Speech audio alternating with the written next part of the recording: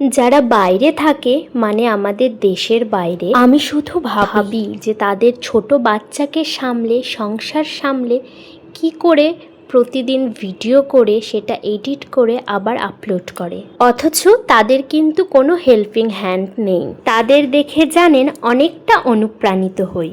আজ নিজের জন্য খুবই সাধারণ রান্না করে নিলাম। আজ একটু নিজেকে সময় দেবার ইচ্ছে আছে।